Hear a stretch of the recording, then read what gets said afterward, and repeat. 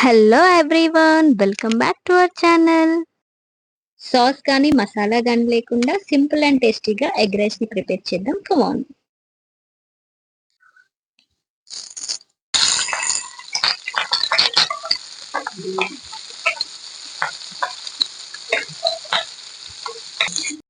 Pan లో oil వేసి heat అయ్యాక పోపు దినుసులు, మిర్చి, ఆనియన్ వేసి ఫ్రై చేసుకోవాలి.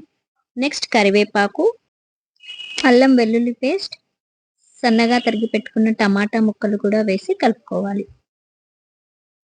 టమాటా ముక్కలు వేగాక కొత్తిమీర, పుదీనా వేసి ఫ్రై చేసుకోవాలి.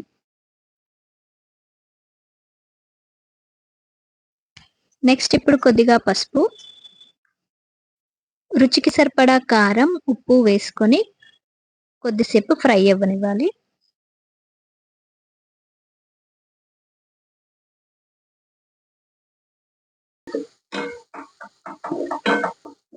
నేను ఇక్కడ 2 ఎగ్స్ తీసుకున్నాను.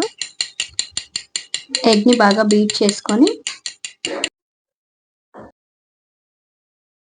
ఇక్కడ చూపిస్తున్న విధంగా వేసుకొని కలుపుకోకుండా అలాగే 2 మినిట్స్ వదిలేయాలి.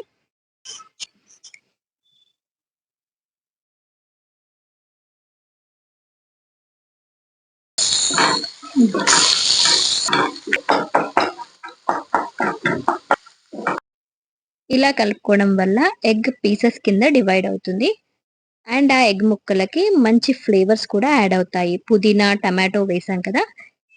ఇప్పుడు పొడి పొడిగా ఉన్న రైస్ వేసుకొని 2 నిమిషాలు హై ఫ్లేమ్ మీద టాస్ చేసుకోవాలి. ఇందులో ఎలాంటి మసాలాలు యాడ్ చేయలేదు కాబట్టి స్పైసెస్ని ఎక్కువగా ఇష్టపడని వాళ్ళకు, చిన్న పిల్లలకు మంచి హెల్దీ రెసిపీ అని చెప్పుకోవచ్చు. ఇప్పుడు కొద్దిగా నిమ్మరసం పిండి వేడివేడిగా సర్వ్ చేసుకుంటే healthy egg rice ready. Thanks for watching. Bye.